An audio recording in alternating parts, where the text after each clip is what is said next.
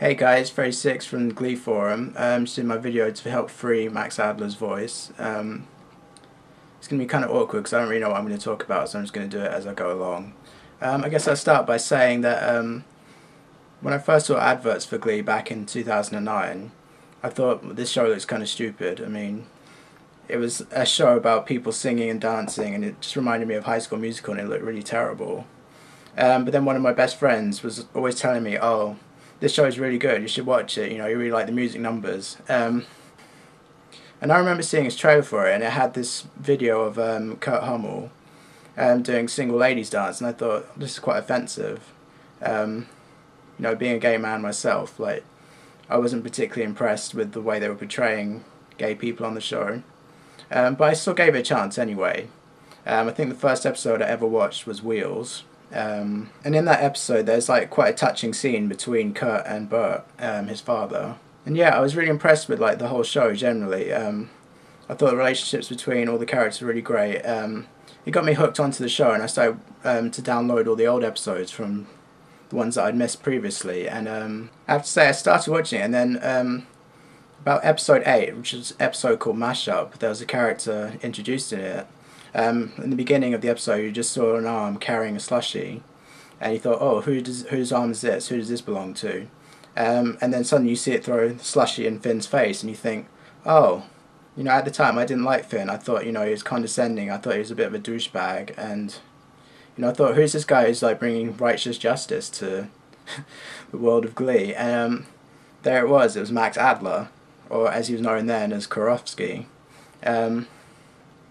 What I mean, what I mean at the time was known as Karofsky. He still is Karofsky, but obviously everyone in the fandom now refers to him as Dave. So, but anyway, I saw this character and I thought, oh, it's interesting, because before they'd only really had like sort of, I guess you would say, like Hollywood like good-looking people.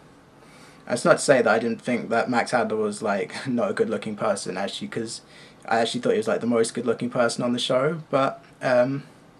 You know, it's nice to see someone who was like a slightly different representation of what Hollywood perceives as being like good looking. But at the time, he was just, you know, he was just a character in the background. He wasn't really doing anything other than just like turning up to bully people, which you thought, well, that's okay. You know, that's probably his character, just going to be a bully, and he'll turn up every now and then. You know, it'll be a good occasion because, you know, he's like the cute guy in the background.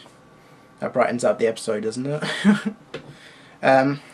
And that kind of continued, and I remember actually watching the episode Theatricality, where he kind of, for the first time, had a real role, and he was like really bullying Kurt.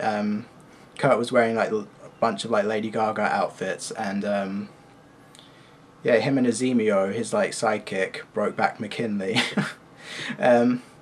they were like taking exception to what Kurt was wearing, and they were like bullying him, and I think they messed up his costume. But it was implied they were beating him up, but they weren't really beating him up. Anyway, at the end of the episode, there's like this showdown where basically it looks like they're going to beat Kurt up because he's still dressing like Gaga by the end. And then Finn turns up in this like red, horrible shower curtain dress thing, which I don't know what it was, but I just remember thinking, oh, well, you know, this guy is like, he's really horrible to Kurt. I don't know. I felt a bit conflicted. I was like, well, do I really want him to come back? Because, you know, we don't want someone who's basically like bullying someone for being gay and basically making like Kurt's life hell. But then when he returned in season 2, it was kind of back to more of the comedy bully. He would just sort of turn up, throw a slushie in people's faces, or he'd like laugh at Finn for walking down the corridor in his underwear. And yeah, I remember seeing a trailer for episode 6, Never Been Kissed. And in the episode, you saw Karofsky pushing Kurt into like a locker, and I thought, oh great, we're back to that again. And then when I was seeing the episode, I was thinking, oh, this is getting worse, it's getting horrible. You know, because I actually really wanted to root for this guy, but you know, he kept doing all these like jerky things, and you thought it's becoming more and more difficult as it goes along. And then of course it all changed in that locker room scene when suddenly Karofsky, you know, he kisses Kurt, and you think, holy hell, he's gay. You didn't know that. You didn't see it coming. I mean, there's a little bit of build-up at the time when he's saying like, oh, get out my face, don't push me home, when you think, oh, something's up here. It's it's not like the usual. It's like something else is going on here. And then when I saw the kiss, I think for like the next 5 minutes I just kind of sat there like, up until like the next scene where Kurt turns up with Blaine and they confront him in the corridor, and I thought, I'm actually really seeing like this guy's character for the first time, like, and I'm really actually relating to it now, because when I was in school anyway, I was like a closeted guy. I was really struggling with my sexuality. You know, I wasn't a jock, I wasn't a bully, I didn't like shove people into lockers, I didn't throw slushy in people's faces. I don't think you could actually even get a slushy at my school, but but yeah, I suddenly started to root for this guy, and it's like, I need to find out more about him. I went to the internet, I looked on like IMDb, and there was like absolutely nothing about him on there. There was like a few photos, but that was it. And then there was like a little discussion forum, and there's about 2 people posting on it, and I thought, this is just bad, this guy's good, and he should have more fans. So then, anyway, I was trying to talk to it. My friends about it, and no one was really interested, because, you know, it's just another episode of Glee, who cares? So basically I went in search of like other people to talk to about it, and I found this forum called gleeforum.com, and there's a shippers section, and it had this thread which was called Kurt/Karofsky, Max/Chris, and I went in there and I found some people who were actually willing to talk about it, but instead of finding like, you know, what I wanted to talk about, the good side of things, everyone was just talking about the negative side of things, and it was all, oh, it's sexual assault, it's, you know, he's a monster, you know, he should be written off the show, he should be killed, like all this like ridiculous crap, basically. People forgetting that he's like a fictional character.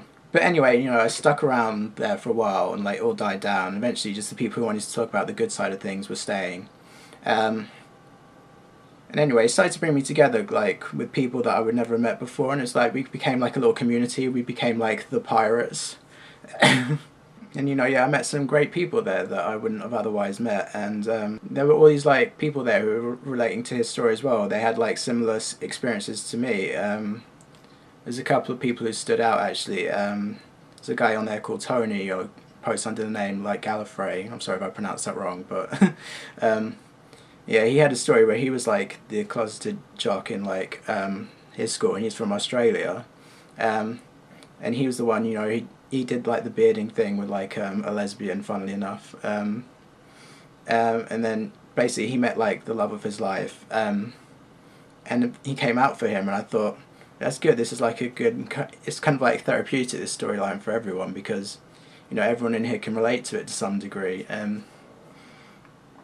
There's another guy as well I saw posting on the forum, this guy called Russell. Yeah, he posts under the name Kruteru. But he had a similar experience where he'd actually just recently come out to his parents. I was quite moved by all these stories, you know. I was actually out at the time, so I mean, there was no like being inspired to come out because I'd already been there and done that. But, you know, I was just really moved by how the storyline was encouraging other people, you know, who were like me to do that as well. Anyway, yeah, posting on that forum it's never been easy, because obviously you have a lot of people who they see what Karofsky did like in the early episodes, and they think, well, I'm never going to like this guy, I'm never going to give him a chance, you know, I don't want to listen to his storyline. They don't like appreciate that not everyone is like as out and as open as Kurt and Blaine perhaps are. You know, they don't seem to appreciate that it's not easy for everyone else, you know, because not everyone fits like what society sees as a gay person should be. And to me that was quite upsetting actually, because I think, you know, everyone deserves a second chance, everyone makes mistakes, you know, we're all human, you know. And I think a lot of people get confused because, you know, he's supposed to be a 17-year-old boy. Obviously Max Adler is like 25, he's my age, so perhaps he looks a little bit older than the role he's playing, but, you know, I think what we have to remember here is that he's a 17-year-old boy at the end of the day, and we all make stupid mistakes, we all do silly things, you know. He was like desperate not to be gay, and I can relate to that. I remember when I was at school and I thought, well, if I could just not be gay, that would be like, you know, the greatest present anyone ever gave me. You know, and I had experiences where I experimented, you know, with girls, but, you know, it was really depressing as well, because that's the moment when you realised, you know, this is it, you are gay, it's never going to go away, it's never going to stop. And I think some people just don't appreciate that. Some people obviously still think being gay is a choice, that, you know, you choose to be gay, but you can't. why would anyone choose to be gay? Because it's silly. And then there are the other people who know, perhaps, who haven't been through it, and they look at the characters like Kurt and Blaine and they think, well, what's the big deal? I mean, why is it so difficult for you when, you know, it's been so easy for them? And it's not the same. It's like, we don't all have, like, Burt Hummels as fathers. We don't all have accepting families. Everyone's situation is different. I think what they're showing through the Dave Karofsky storyline is that everything's really, like, not the same. Anyway, as I was continuing to watch the episodes, you know, things were getting worse. He was doing more bullying. He's, you know, giving Kurt death threats, and it's like a creepy wedding type of scene in like episode 8. And I just remember thinking, what the hell are the writers doing here? You know, because this is a storyline that should be doing good for people, and they're just kind of like selling this character down the river, you know. But I guess they needed a reason to like transfer Kurt so that they could start the whole Kurt and Blaine relationship. But you know, I think that could have been handled a lot better than the way they did it, because you know there were a lot of people inspired, you know, who were rooting for him and basically who just wanted him to like accept himself, you know, as perhaps they have accepted themselves, or perhaps they want to accept themselves. But anyway, as time went on, we got to episode 11, the Super Bowl episode. I remember we weren't really expecting much from Karofsky in this. We knew he'd be in it because it was like the football episode, and we thought, well, you know, he's like one of the football guys, he must be in the episode a little bit. And there were like trailers like of him like doing a little dancing during Thriller, and but not really much else. And the writers always seem to be very quiet about Dave Karofsky or Max Adler's appearances. You know, you never really know if he's going to be in an episode or not. Anyway, then when the episode did launch, I just remember being shocked at actually how much he was actually in the episode. He was like almost like the main star of it, and he started off sort of as the bully again. You know, is like making fun of Finn. You know, telling everyone Glee Club sucks. You know, and there's that horrible like slushy scene with Artie where he's just like him and like about 10 other football players are all just like throwing slushies on him, and you just think, I really hope they do. I really hope they help this character out, because it's just going wrong here somewhere. But then we did get like loads of great scenes as well, like with Dave when he finally talks to Will, and Will's like encouraging him, and it looks for the first time like someone's actually said something good to him, and you know he doesn't really know how to react to it. He looks kind of awkward, and like people are only saying bad things about him, so he's not really heard that for a long time. Then obviously there's like that great scene as well where the football players are all like learning how to do their zombie makeup and do like their little zombie dancing, and he and Finn like have this little bromance going on throughout the whole episode, which actually inspired us to create like a little thread on the Glee forum. Was it Fave Hardovsky, which is just like amusing little thread we have about their friendship, which lasted about 20 minutes. Anyway, yeah, him and Finn are like preparing for like this little number they want to do, like a warm-up number, so that they're like prepared for when they do the big Thriller thing, so that like it goes well and like no one laughs at them or anything. But of course that's all like curtailed when they meet like the hockey team, and the hockey team throw like slushies in their faces, and you think, damn you, why did you do that? They were just like so close, why did you take this away from us? But then that's what like the Glee writers are like really good at, just like giving you something like you can grab onto and then just taking it away from you, just, you know, to keep you in suspense.